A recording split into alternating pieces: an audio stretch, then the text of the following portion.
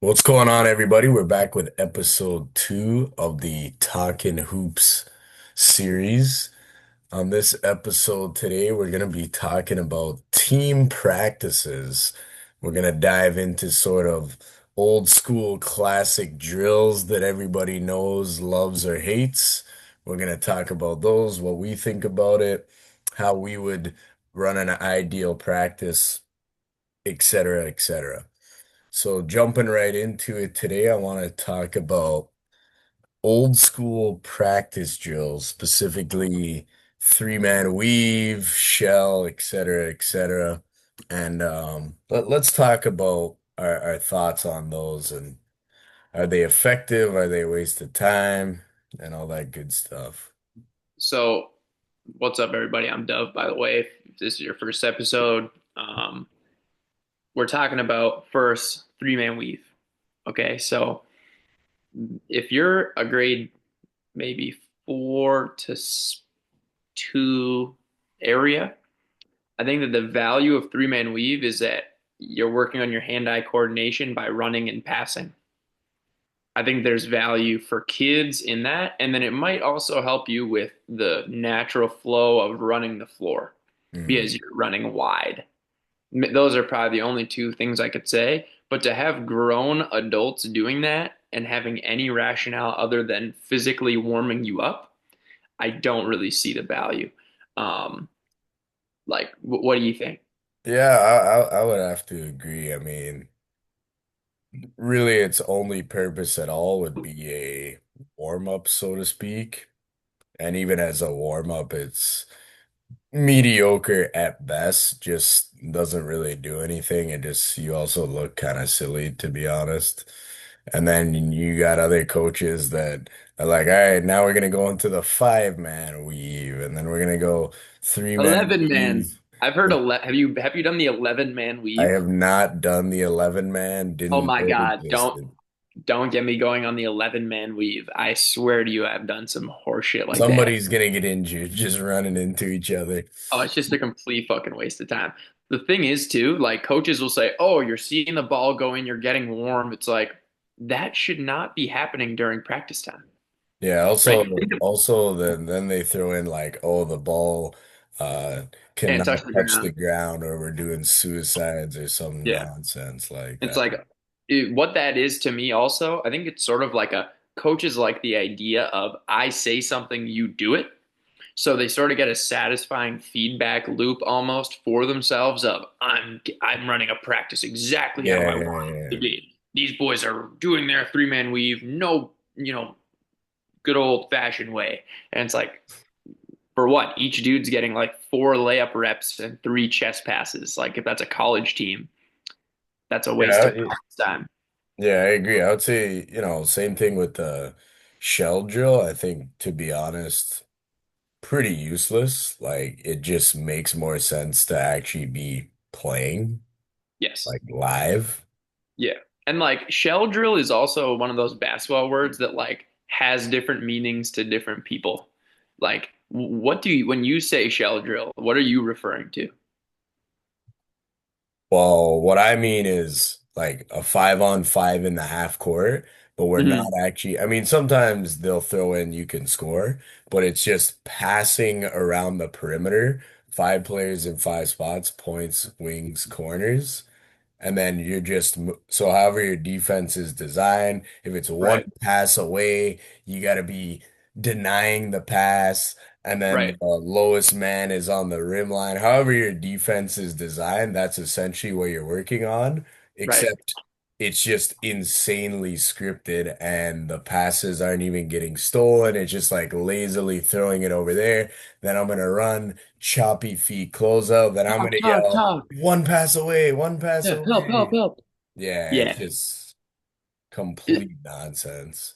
the only and again, I'm gonna play a lot of devil's advocate for horseshit this episode, so forgive me, but the only value I could say is that maybe when you're teaching defensive rotations, maybe if, especially again, if you're with a high school group or maybe a college group that's a little younger and you want to sort of establish where people should be. It could be like a teaching segment for kinetic learners to have them be in spots. But I would say that's probably the maximum like positive comment I could make on some nonsense like that. Yeah. And it's actually goes into something I saw on shout out Alex Sarama, Transforming Basketball. I saw on his page he was talking about path dependency, and he referred to that as just the idea that coaches will do stuff because that's what they did, and that's just what's always been So true. happening. That's what's So happened true. for so long, and so they just do it because it's the tried and true. And it's like if you apply that to other industries or just other elements of life, like the way that we do things to acquire skills is just simply not the same as before. In the weight room, in the time when three man weave was probably getting initiated, you were probably supposed to be in the weight room lifting chickens and barrels of Yeah. hay. You know what I'm saying? Like I Breaking don't know chicken what egg the yolks like Rocky. yeah, yeah, it was a different, like different time. Obviously, it's just going to be inferior stuff, but coaches hang on to it because it's like it Yeah. worked for me. It's like, yeah, you were shit.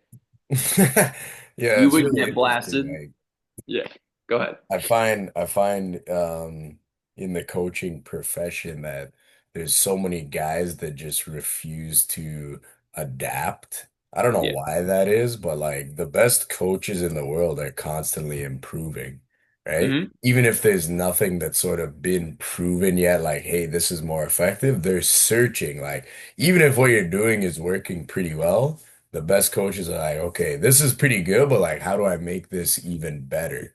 You Yeah, know what I'm saying? absolutely. But we're And doing the every day. same shit, same shit we've been doing for 20, 30 years, Yeah, what? Yeah, right? absolutely. No, I agree. And that doesn't mean you need to be uh, trying to, if it ain't broke, don't fix it, obviously. But unfortunately, like that gets taken too far. Yeah.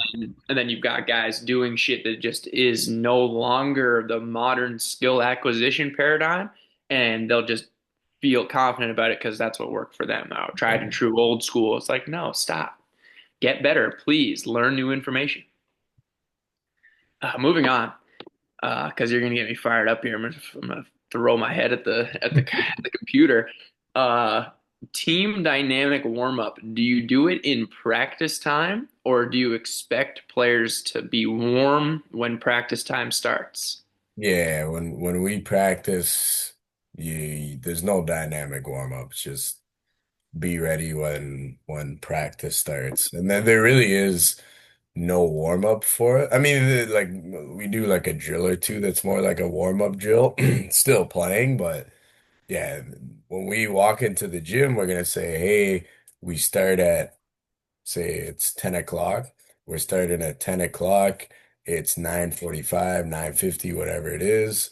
Do Mhm. whatever you need to do to get warm. Because I Right, also think too, like what works for one guy doesn't work for everybody. of You know what course. I'm saying? Like, yes, you should be getting your body warm, all that good stuff, getting ready to play, but what works for you might not work for me. Maybe I need to get up shots, right? Maybe Absolutely. that's how I get warm, And right? even, absolutely, and even like from a physical warmness, not like a touch warmness, but just like your actual body perspective, like I've got kinetic chain issues that make my hips tight and my knees hurt. It's like that's not everybody. So I obviously need Yeah. different shit to warm up my body than my 6'7" center teammate does. So if we're all just doing high knees, going back and forth across the court, that's probably not a player specific warm up. And practice time is limited, and in most college leagues, at least competitive ones, there's like maximum team time, right? I see what you did there. Right. Like, So with that understanding, you have to maximize the efficiency of yeah. your practice time. Players can come early. I've even had teammates in the past that were annoyed because they'd be like, "Oh man, like we're jumping right into a live segment right away. Like, bro, let me get warm with some shit." And it's like, "Dog, why are you not here warm doing what you got to do to be ready to compete?" Because that's what games are. Like, Mm. obviously, we do a dynamic warm up in our pregame warm up for games, but every dude is getting warm before the dynamic warm up in a Yep, game. yep, That's the yep, truth. yep. right? The That's a good point. dynamic warm up in a game is honestly just like a choreographed dance. It's a waste of time, Yep. unnecessary. Maybe getting the heart warm. Yeah, no, yeah, I would agree. Which actually kind of ties into the next thing I wanted to touch on. Yep. Punishment running. We're talking about we're talking about practice time allocation and how it's very valuable. Hmm. Punishment running is True. yeah, that's a heated topic. I mean, we go back and forth on that It's all true. the time. Obviously, different people have very different takes on punishment running, but let me know. I wanna hear what you think about it.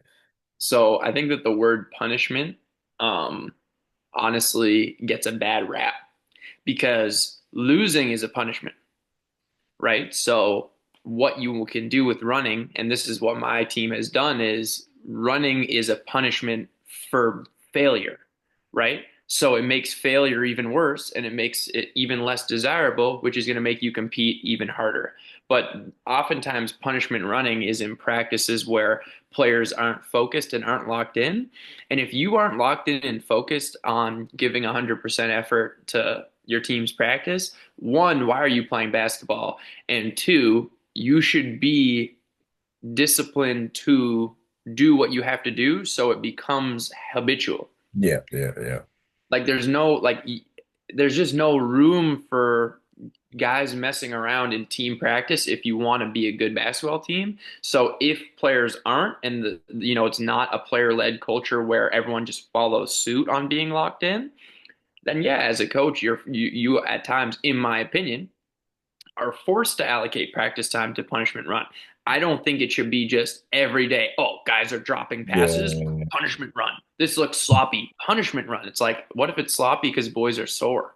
Yeah, yeah. I mean, it's such a tricky conversation, and I think about this quite often. And I think there's a fine line. I think, in my opinion, it can be useful at certain times. Like, say, Yeah.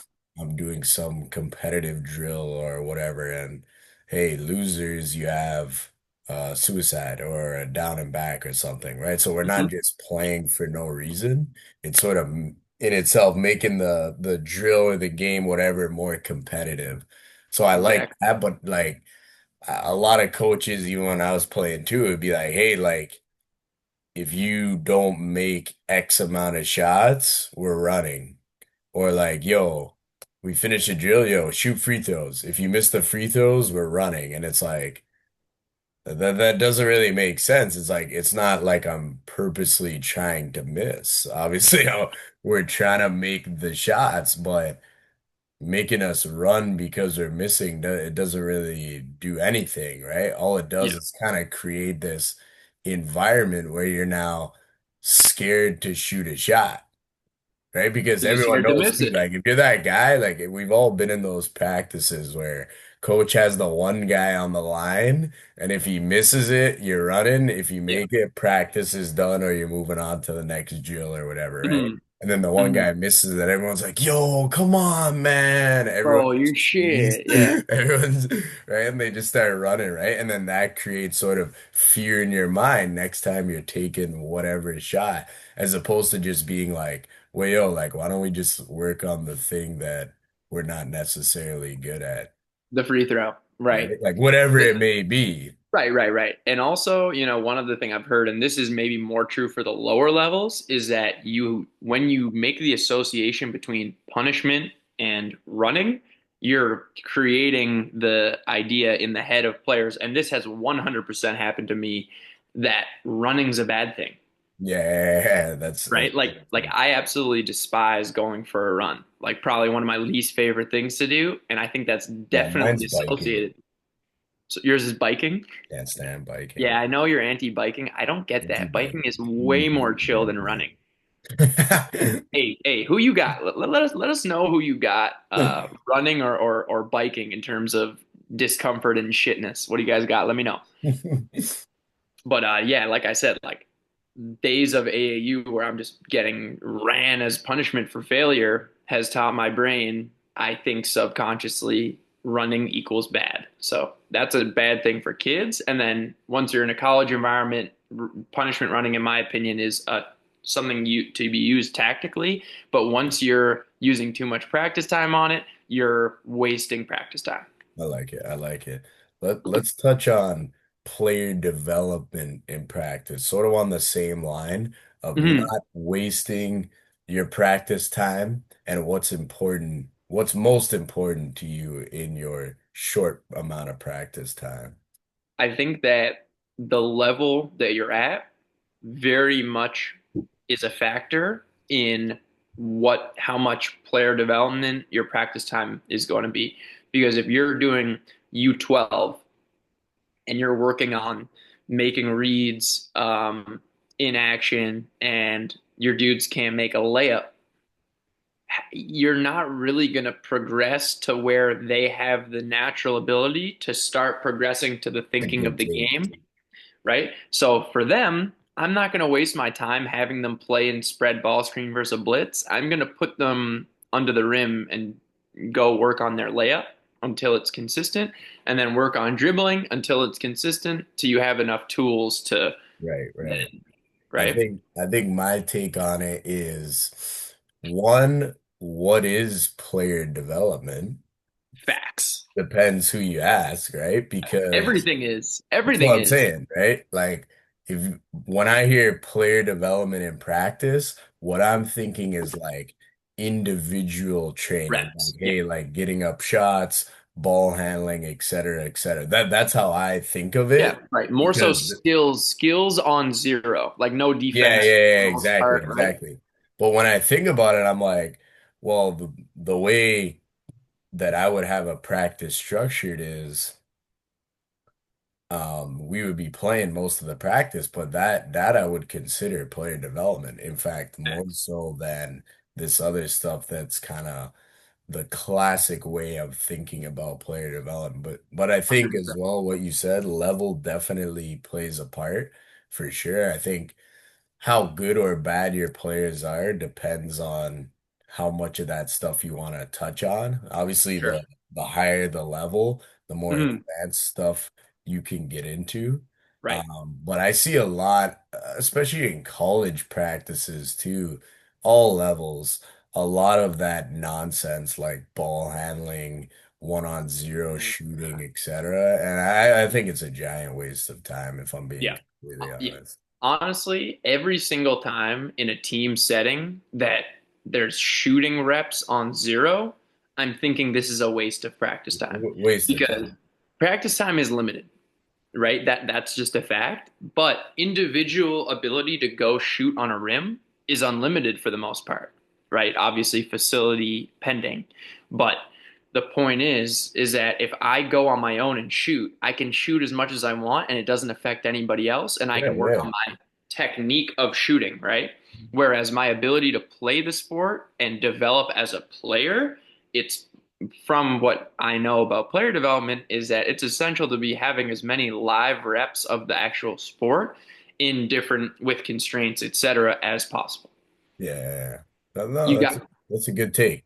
That's a good take. Now let's flip over to the other side and let's talk load management and overtraining. right. What do you think? I What's your think perspective? I think a super underrated aspect of coaching, and I have yet to see this outside of our program, of course, because we're the best, Because but we're just goats, yeah, of course, yeah. And you guys, yeah, 100%. actually just talking to your players and being like, hey guys, like, how are you feeling today? Because depending on how the player feels, right, we're gonna end up getting diminishing returns, right? So if let's say we've had like, for example, we played a tournament and we had 4 games in 2 days, for example. First of Hmm. all, way too many games to begin with, but Of that's course. another story. Yeah. Do I really want to come back on that Monday and have a morning practice? Like, Why talk to chances absolutely. are Why not? everyone's going to be dead. They're going to be sore. You're increasing risk of injury. And then ultimately, you're wasting everybody's time. So I think it's Right. really important to have open conversations with the team as a group and Mm, get to know how they're feeling on a day-to-day basis, and then right. sort of plan your practice schedule around that. Just because you can practice doesn't mean that you should, in my opinion. So facts, but I think that what you're saying, applying it practically is very difficult because of this fact, which is that delayed onset muscle soreness and injury are different, and players' ability to gauge the difference is often poor. So the difficult thing as a coach is how do I properly assess through conversation if my player is just being soft and just needs to get Yep, yep, warm, yep. or if he is actually going to end up having a bad practice, or potentially, like you said, injuring himself further, etc., all these negative health outcomes. So it's really difficult, but ultimately, what you said is the most important thing, which is asking the communication loop of, hey, how do you feel? How's your body? But then not just that, also in live reps, actually saying, hey, like if you're doing just skill work with a coach even, and it's just one on oh, right? And you're about to do a drill where you're, let's say, doing drift threes, and he's like, all right, here we go, 20 reps, right? 20 makes, drift threes, here we go, right? And doesn't ask you, hey, like, is that, how's your body? Is, you know what I'm saying? And then you end up doing it, and your last 14 makes are dog shit Yep, and yep. slow quality because you're Not what busted up, you said. right? So in the micro, just being willing to have that conversation of, hey, like, is that going to be a good amount of volume?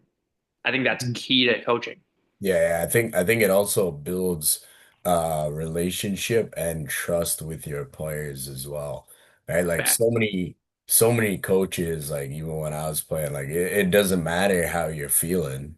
No, We're because you got to be practicing tough. and this is what we're doing, right? You got to be tough. But coach, we had 4 games in 2 days. Shut up, you're soft.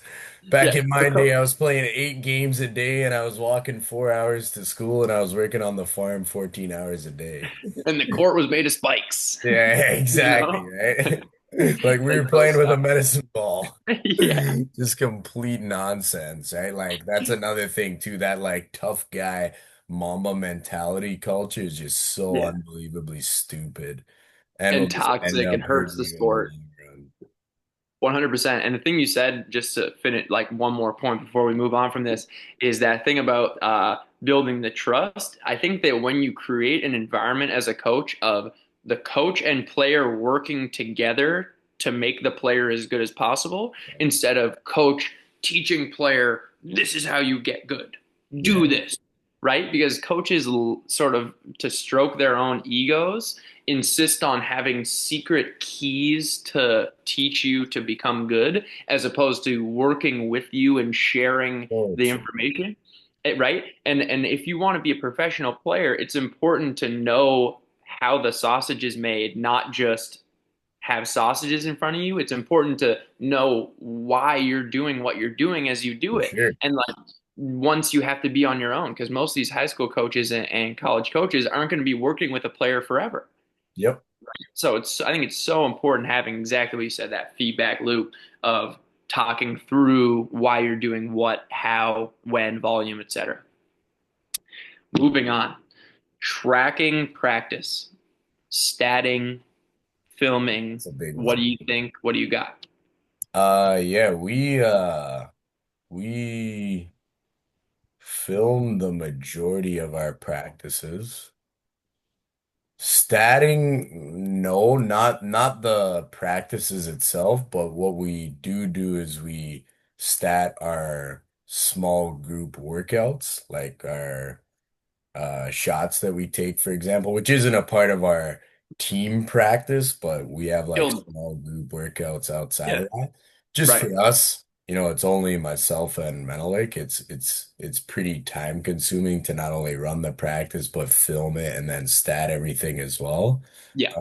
Hopefully get there at some point, but not at the moment. But Mhm. when we did stat our workouts, absolute game changer. Like Right. the way we did it was, say our workout was like 10 different types of shots, lift, drift, flare, um, corner etc. spin, whatever, 10 Yeah. different types of shots, right? Yeah. All of those get statted, right? Put into a spreadsheet.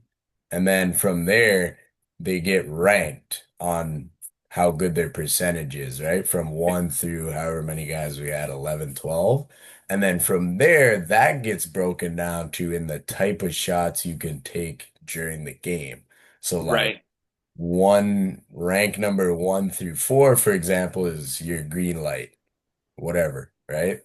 Then 5 through 9 is only on a paint touch kick out. Can you shoot a three? And then 10, 11, 12 is only layups. Don't even bother shooting.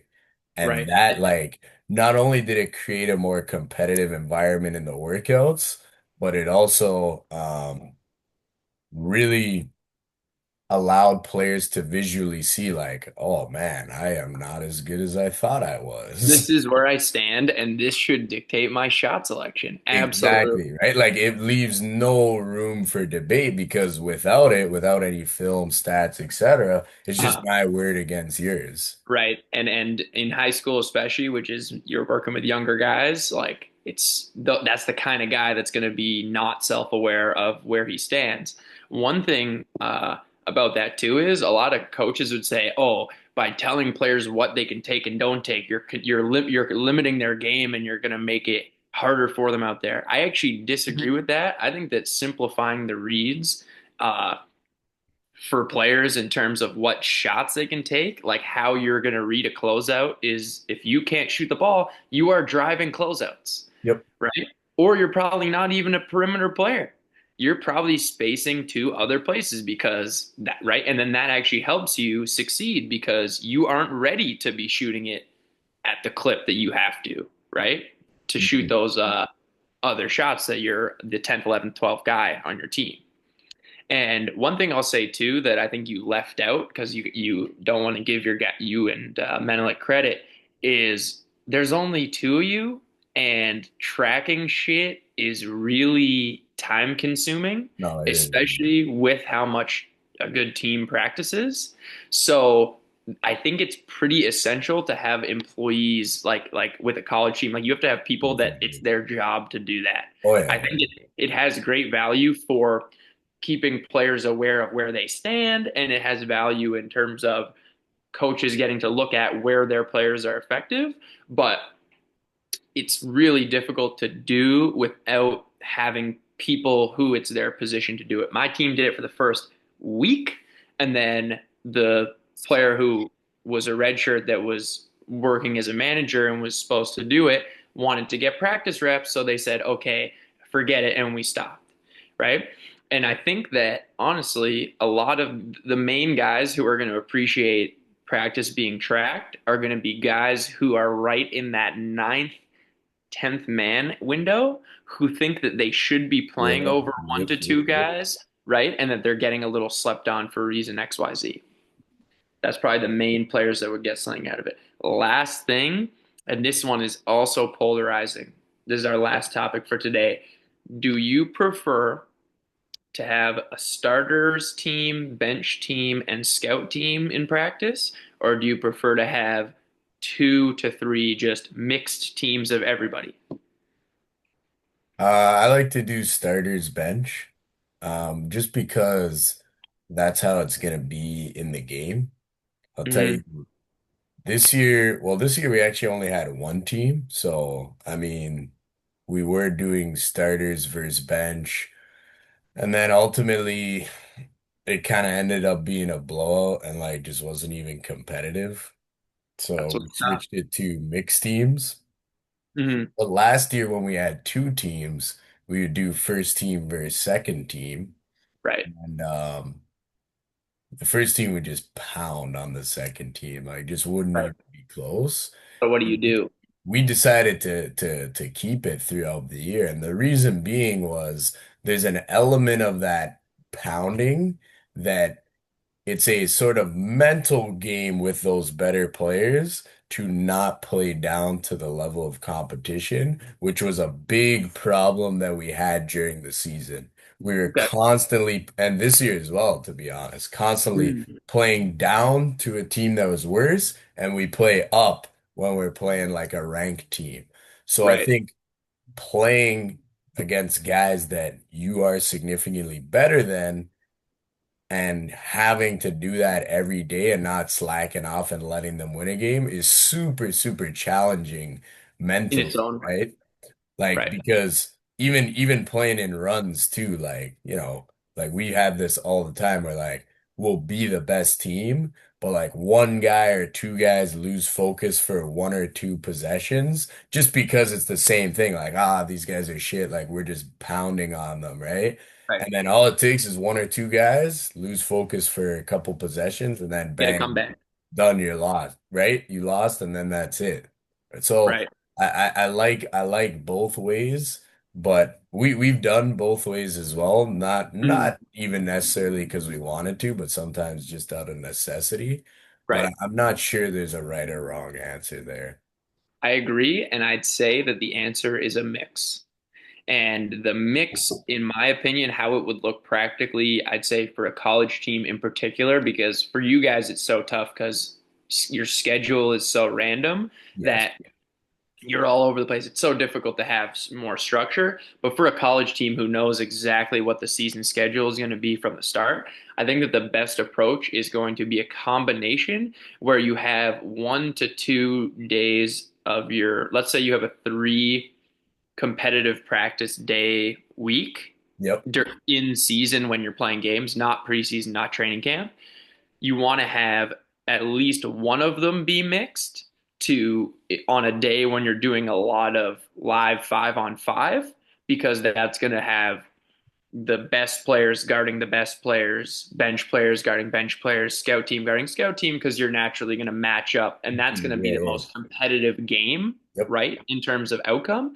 But then also, like you said, you want to create the chemistry by having guys play on a team with the guys they're going to be playing with in the game, which is would be starters, bench, scout team. And then the last valuable thing I try to get off quick here is having a scout team on the practice before games that can learn the other team's sets to run them against the starters and bench is crucial, and it's a waste of time to spend practice time teaching the entire team the opposing team's offense in practice. If you're going Yep. to do that, it should be done on film beforehand or done just to the scout team in film beforehand so they can run the stuff to teach coverages for the bench and starters. But I find that oftentimes when you teach the entire offense and your coverages to the whole team, you're honestly wasting mental capacity Yeah, for yeah. your players because you Just probably too have so much at many once. opponents. Yeah, exactly. I think that you save your time, but I think that also the last thing is that coaches don't want to hurt their players' feelings by having guys be allotted into starters bench scout team, like have them think that, and then some players get salty about it. Oh, I shouldn't be with the scout team. You know what I mean, blah blah blah. But it's like, who cares? Get Yeah. better, Yeah. literally get better. Like that's the type of shit that halts competitiveness is caring about individuals' feelings in that way in a team setting. I like it. I like it. I I thought think that that was pretty much wraps it up for this episode.